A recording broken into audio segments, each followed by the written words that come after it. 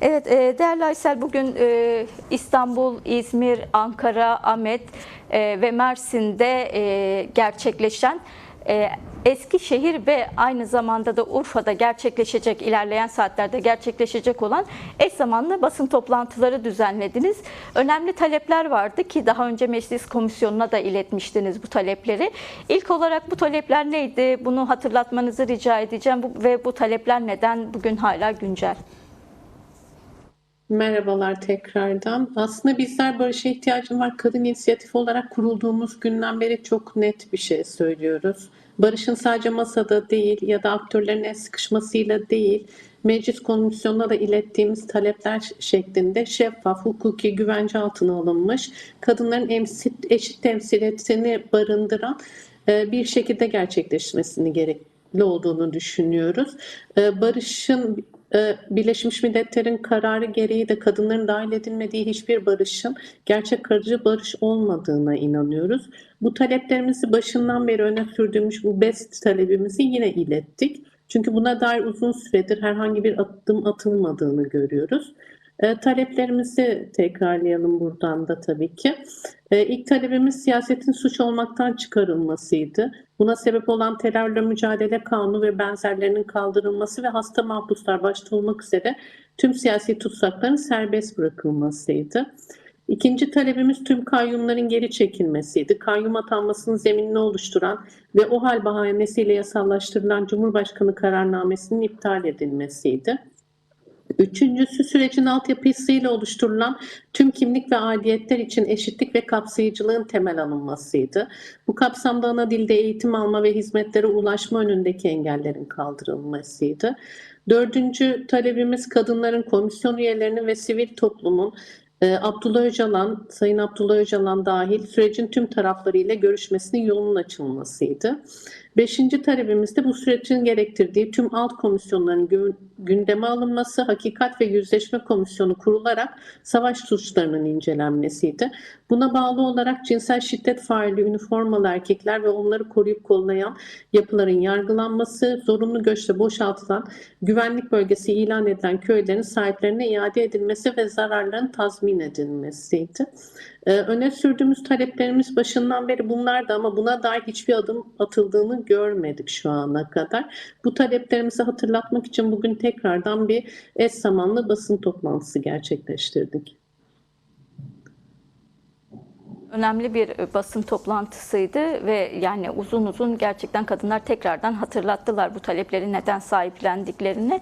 Buradan doğru şunu da sormak istiyorum. Sizin bahsettiğiniz talepler gerçekten bir yandan olabilecek talepler de değil ama bu konuyla ilgili iktidardan gerçekten hiçbir adım olmadığını görüyoruz. Hatta yakın zamanda iktidardan bazı açıklamalar geldi. Bazı AKP'li yetkililer silah bırakmanın yeterli düzeyde olmadığı, tatmin edici düzeyde olmadığı gerekçesiyle yasal düzenlemelere başlayamayacaklarını söylediler.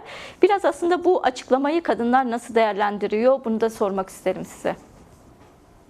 Yani bu önce sen adım at siyaseti aslında çok kilitleyici bir siyaset ve bunu yürütmemek adına ortaya konulan bir şey. Yani devlet doğası gereği zaten güvenliği ve toplumsal huzuru sağlamak zorunda ve demokratik olan tüm kanalları aslında devlet açmak zorunda.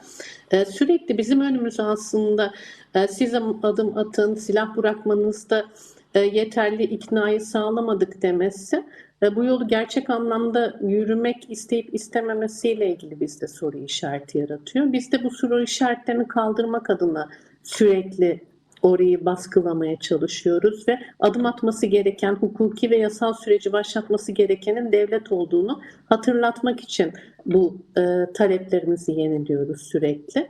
Dediğim gibi tatmin edici değil, bir bahaneden öte bir şey değil. Çünkü tatmin edilir hale getirilmesi gereken kişinin bizzat devlet ve hükümet olduğunu düşünüyoruz. Evet, yani bir taraftan da bu açıklama aynı zamanda şunu da biraz iddia eden bir açıklama. Yani meseleyi, Kürt meselesini, bu konuyla ilgili çözüme dair yaklaşımı sadece silah bırakmayla da sınırlandıran ve buradaki muhatapları sadece gören bir yerden aslında bu açıklama. O açıdan da kadınları dışlayan da bir açıklama olduğunu görmek mümkün. Son olarak da şunu sormak istiyorum değerli Aysel. Yani iktidarın bu sizin de bahsettiğiniz gibi süreci tıkayan, adım atmayan açıklamaları, yaklaşımları devam ettikçe, bu konuda direndikçe bunların kadınlara nasıl yansımaları oluyor? Aslında militarizmin ve milliyetçiliğin bu şiddet kültürünün nasıl körüklendiğini biz hani Kürdistan'da da Türkiye tarafında da birçok şeyde görüyoruz. Kadın cinayetlerinde çok görüyoruz. Bu Gülistan doku meselesi yalnızca erkek şiddeti değil, savaş politikalarının o coğrafyaya nasıl yansıdığının en bariz göstergesi. Bu savaşın bitirilmemesi, savaşa ayrılan bütçe sayesinde aslında kadınlara o bütçe ayrılmıyor ve kadınların haklarından sürekli bir kesinti oluşuyor. Yani kadınlar kreş hakkından, barınma hakkından ya da birçok haklardan uzak tutuluyorlar bu sebeple. Çünkü öyle bir bütçe kalmıyor. Savaşa ayrılan bütçe tamamen kadından geri çekiliyor. Bunun etkilerini de bu şekilde çok bariz görüyoruz, yaşıyoruz yani. Ankara'nın açıklaması saat 1'deydi sanırım. Değerli Yasemin, buradan doğru şunu sormak istiyorum. Yani hem açıklamayı soracağım ama biraz önce aslında biraz silahlanma meselesi üzerine de konuşmuş olduk. Yani AKP'nin, iktidarın yaklaşımı meseleyi silahla sınırlandıran, silahın bırakılmasıyla sınırlandıran bir hat içerisinde devam ediyor ve açıklamalar da bu minvalde devam ediyor. Gerçekten ülkenin kaynakları da buraya ayrılıyor. Bu durum kadınlara nasıl yansıyor? Yani savunmaya bu kadar ayrılan bütçe kadınlara nasıl yansıyor? Demin Aysel'le de konuştuk. Sizin de bu konuda düşüncelerinizi merak ediyoruz.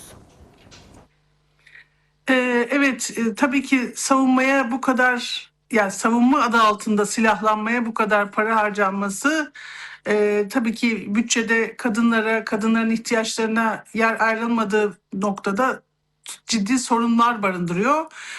Ama aynı zamanda silahlanmanın bu kadar ayyuka çıkması, bu kadar silahlanmaya para harcanması demek şiddetin ve silahlanmanın, militarizmin, savaşın bir şekilde savaş politikalarının devam edeceği anlamına da geliyor.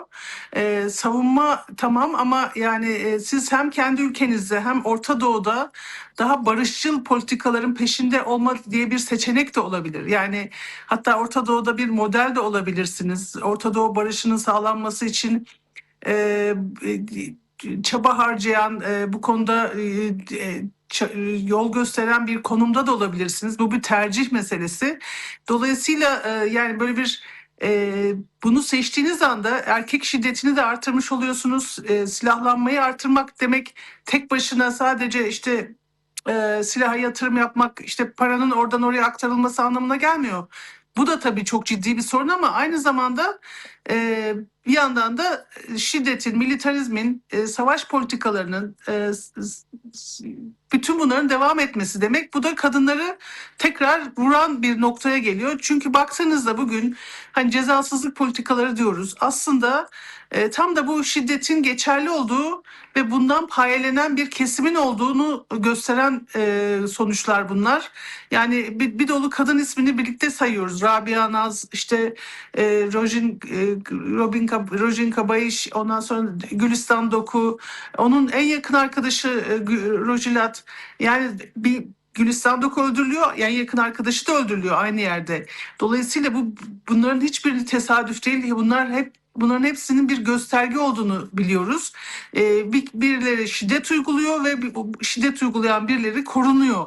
Ve bu da meşru ve doğal sayılıyor. Şimdi bunlar devam ettiği sürece, yani bu militarizmin, silahlanmanın, şiddetin artması demek tam da savaş ortamında yaşamak, savaş politikalarının geçerli olduğu ortamlarda yaşamak ve cezasızlık politikalarının devam etmesi demek. Yani bir yandan Tabii bunun da ne pahasına sürdürüyorsunuz?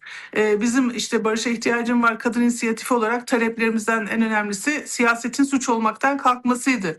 Bir yandan siyaset yapan, gerçek anlamda halkın ihtiyaçlarının nasıl karşılanacağına dair tartışmalar yürütenler, bu konuda söz söyleyenler, ceza ile cezalandırılırken yani bir yanda da şiddet uygulayanlar işte ve bir şekilde korunuyor. Cezasızlık politikaları her yerde hüküm sürüyor.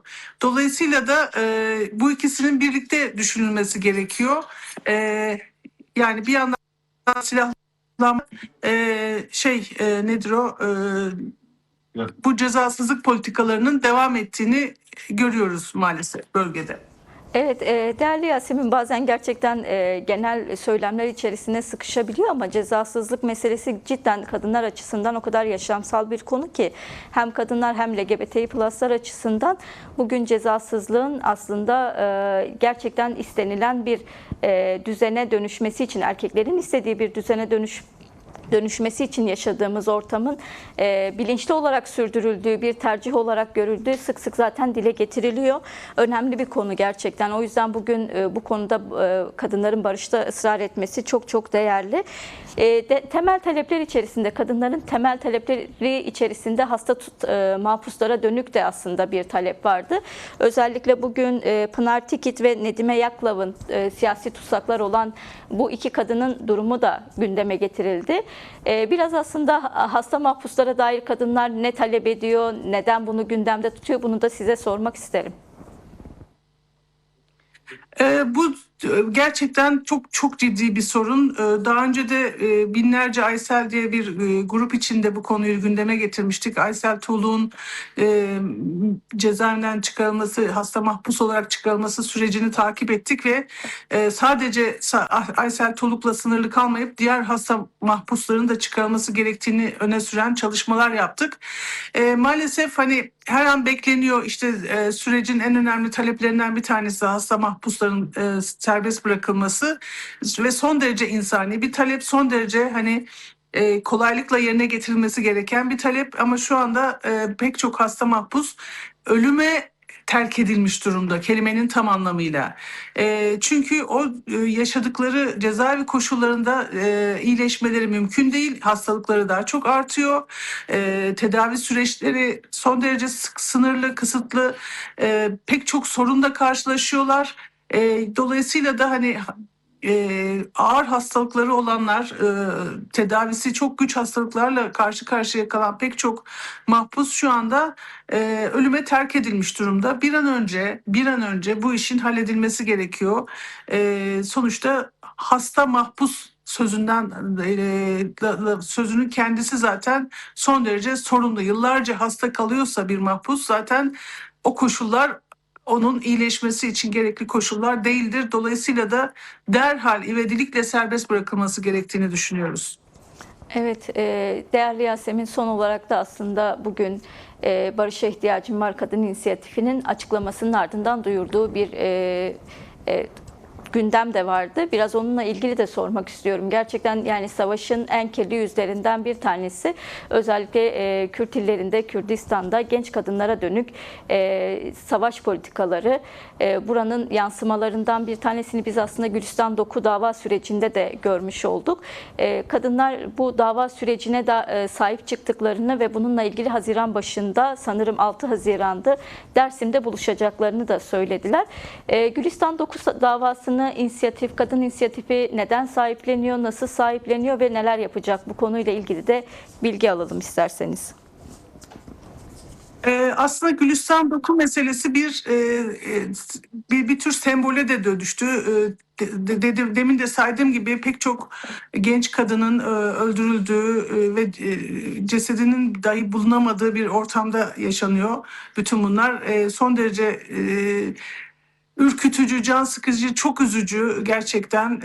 Ve dolayısıyla biz her zaman Barış'a ihtiyacım var kadın inisiyatifi olarak hem bu kadın cinayetleriyle hem savaş politikaları ve barışın ivediliği arasında bir bağ kurduk. Hiçbir zaman bunların birbirinden ayrı olduğunu düşünmedik. Demin de söylediğim gibi silahlanma arttığı sürece şiddet de artıyor ve kadına yönelik şiddetin de gerekçesi haline geliyor. Yani erkek şiddetinin de arttığını ve meşru kılındığını görüyoruz. Özellikle 90'lardan bu yana üniformalı şiddetinden söz ettik. Şimdi de bir takım isimlerin korunması, kollanması ve cezasızlık dediğimiz politikalar söz konusu. Ve bunlar da büyük ölçüde bölgelerde geçerli olan savaş politikalarının sonucu olarak ortaya çıkıyor.